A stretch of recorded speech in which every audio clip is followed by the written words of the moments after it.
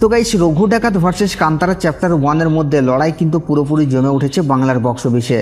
তো hey guys, welcome back to my channel. আমি আছি আপনাদের সঙ্গে মিঠুন, আর আপনি দেখছেন আমার ইউটিউব চ্যানেল এমবি স্টুডিও।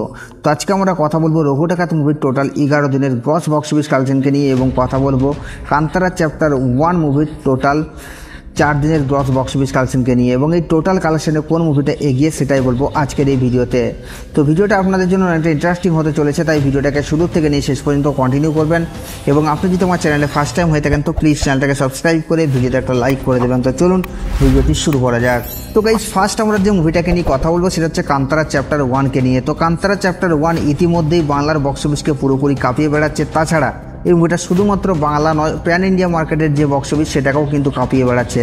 তাছাড়া কান্তারা দেখার পর কান্তারাকে নিয়ে দর্শকের মধ্যে একটা এক্সাইটেডমেন্ট ছিল, এবং সেটা কিন্তু এখন পুরোপুরি আরও খুব ভালোভাবেই বোঝা যাচ্ছে, কারণ মুভিটা যে হারে বক্স অফিস কালেকশন করছে। তাছাড়া এই মুভিটা ভাই ইতিহাস তৈরি করেছে, একের পর এক রেকর্ড ক্রিয়েট করে দিচ্ছে যে হারে বক্স অফিস কালেকশন করছে। এবং ঋষভ শেট্টি তো এই সিনেমাতে নিজেই ডিরেকশন দিয়েছেন এবং তিনি কিন্তু অভিনয় করেছেন, এবং তার অভিনয় ভাই আলাদা মাত্রায়, মানে কি বলবো, মুভিটাকে একটা অন্য রকমের কিন্তু বিল্ড আপ দিয়ে দিয়েছে। তো সব মিলিয়ে দর্শকদের কাছ থেকে ভালো রিভিউ পাচ্ছে, ইউটিউবারদের কাছ থেকে ভালো রিভিউ, ভালো রিয়াকশন পেয়েছে, যার কারণে মুভিটা কিন্তু একটা মারাত্মক লেভেলের বক্স অফিস কালেকশন করতে পারছে। তো যাই হোক, এখন আমরা কথা বলবো যে এই মুভিটা তার ডে 4-এ এসে কত টাকা বক্স অফিস কালেকশন করলো। তো গাইস, আপনাদেরকে জানিয়ে দিই, এই মুভিটা তার ডে 4-এ এসে বক্স অফিস কালেকশন করেছে প্রায় 61 লক্ষ টাকার মতো।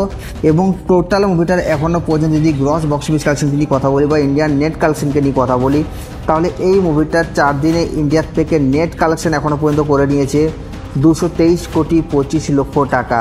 এবং এই মুভিটা যদি গ্রস বক্স অফিস কালেকশনকে নিয়ে কথা বলি, তাহলে এই মুভিটা গ্রস বক্স অফিস কালেকশন কিন্তু এখন অনেকটাই এগিয়ে গেছে। এবং এই মুভিটার 3 দিনের যে ওয়ার্ল্ড ওয়াইড কালেকশন আছে, সেই 3 দিনের ওয়ার্ল্ড ওয়াইড কালেকশনে এই মুভিটা অলরেডি বক্স অফিস কালেকশন করে নিয়েছে 235 কোটি টাকা। এবং তাছাড়া অলরেডি ডে 4-এর যে ওভারসিজ কালেকশন সেটা এখনও পর্যন্ত অ্যাড হয়নি।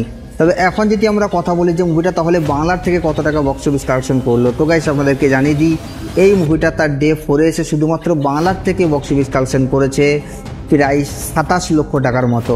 তো এই মুভিটার বক্স অফিস কালেকশন নিয়ে আপনাদের কি মতামত নিচের কমেন্টে অবশ্যই জানাবেন।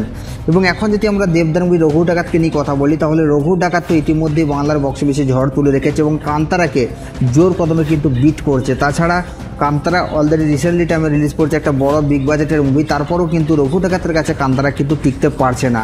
এবং প্যান ইন্ডিয়া মার্কেট কাভালেও কিন্তু বাংলার বক্স অফিসের রাজত্বটা কিন্তু দেবদার কাছেই আছে।